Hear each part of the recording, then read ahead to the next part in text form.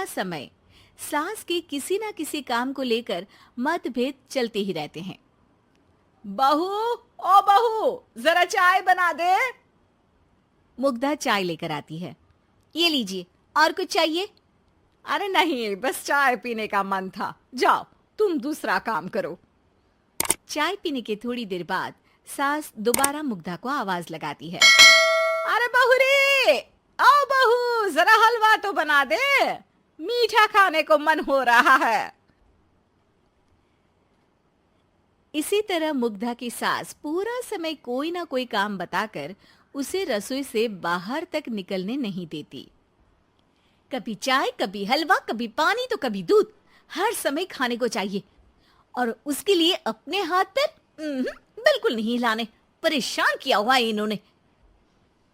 सास की जबरदस्ती परेशान करने की आदतों से दुखी मुग्धा एक शाम सचिन के साथ अपने कमरे में बैठी हुई बात कर रही होती है।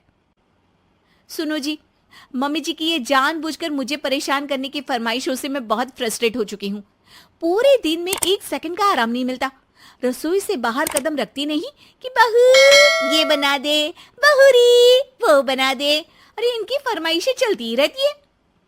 अरे मुग्धा, माँ खाने की शौकीन है, पर उम्र हो चली है, खुद खाना नहीं बना सकती, इसलिए तुमसे बोलती है। अरे तो शौक भी उम्र देख कर रखने चाहिए ना। समझ में नहीं आता, हर समय फेविकॉल का जोड़ लगाए सोफे से चिपके बैठी रहती है। इतना सब डाइजेस्ट कैसे हो जाता है उन्हें? अरे तुम मेरी माँ से इतनी नफरत कैसे कर सकती हो? मैं उनसे नफरत नहीं करती जी, बस परेशान हूँ। जहां मुग्धा अपने पति से ये सब बोल रही होती है, वहीं उसकी सास भी कमरे के बाहर दरवाजे से कान लगाए सारी बातें सुन रही होती है और अगली दोपहर रसोई में मुग्धा के पास जाती है। बहू, आज ना मेरा कुछ मसालेदार खाने का मन है। तो चाय बना दूं? मुझे बहुत पसंद है। अरे ना, ऐसा कर लिट्टी चोखा बना ले। और हाँ, जितना मसाला बातों में मिलाकर पति को सुनाती हो ना, सब्जी में भी वैसे ही डाला करो, खाना स्वादिष्ट बनेगा। सास की बात सुनकर मुग्धा हैरान रह जाती है।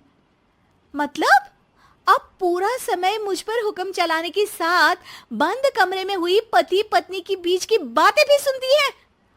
अरे बात जब मेरी थी तो सुनने में क्या दिक्कत है? ये कहकर सास वहां से चली जाती है। अरे अब तो हद पार हो गई, इस तरह से तो ये मेरा जीना मुश्किल कर देंगी। मुग्धा सास की हरकतों से परेशान उसका हल सोचने लगती है और इसी तरह कुछ दिन बीत जाते हैं, जिसमें सास का जन्मदिन आता है। मुग्धा बहुत खुशी के साथ अपनी सास को एंड्रॉइड मोबाइल गिफ्ट करती है।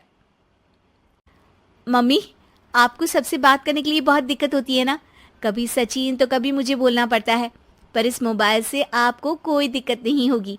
एक जगह बैठे बैठे बहुत कुछ कर सकती हैं अब आप। मोबाइल देख सासू माँ खुश हो जाती है, पर उसे इस्तेमाल करना तो आता नहीं, इसलिए साइड में रख देती है। जिसे देख मुग्धा घर का सारा काम छोड़ मोबाइल सेट कर सास को इस्तेमाल करना सिखाने लगती है, जिसके बाद अब सास पूरा समय मोबाइल में ही लगी रहती है। हाय, जब से मम्मी को मोबाइल मिला है मेरी लाइफ में कितनी शांति आई है। अच्छा है, इसी तरह बिजी रहे तो मैं भी सुकून की जिंदगी जी पाऊंगी।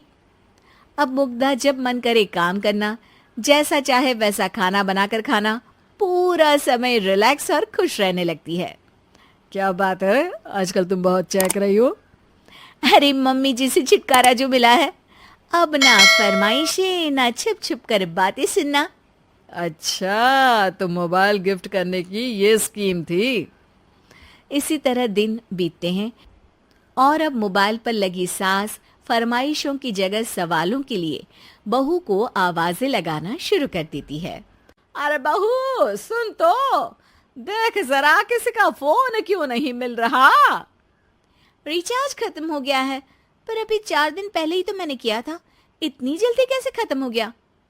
अरे मैंने कल तेरी कनाडा वाली मौसी सास से 3 घंटे बात की थी ना। क्या? इतना महंगा तो मोबाइल भी नहीं आया जितना महंगा इसका रिचार्ज पड़ रहा है। इसके बाद तो जैसे मुग्धा के दिन के 24 घंटे में से 20 घंटे सास के पास उनके मोबाइल रिलेटेड प्रॉब्लम सॉल्व करने की ड्यूटी ही बन जाती है। अरे मुग्धा, ये मोबाइल में अचानक तेरी मौसी सास की शक्ल क्यों दिखने लगी? और ये तो हिल भी रही है। मम्मी, ये गूगल डुओ का वीडियो कॉल है। इसमें आप बात करने के साथ एक दूसरे की शक्ल भी देख सकती हो। अच्छा, ये तूने मुझे पहले क्यों नहीं बताया? अब बताने के लिए पहले नहीं बताया। इसी बीच सचिन भी वहां आ जाता है और सास अपनी वीडियो कॉल में बिजी हो जाती है। क्यों, सास बहू में क्या गपशप चल रही है? इसे गपशप नहीं, दिमाग का दही होना बोलते हैं। पर तुम तो मम्मी को मोबाइल देकर बहुत खुश थी, फिर क्या हुआ? हाँ, उसका सुकून भी कुछ ही दिन मिला। अब घर के टंटे खत्म हुए तो मोबाइल की टिंग टिंग शुरू हो गई।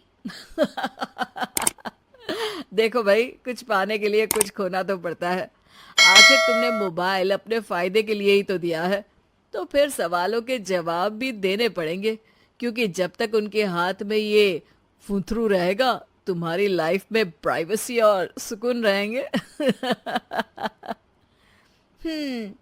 कहने का मतलब है अगर इससे प्यार बढ़े तो दाग अच्छे हैं।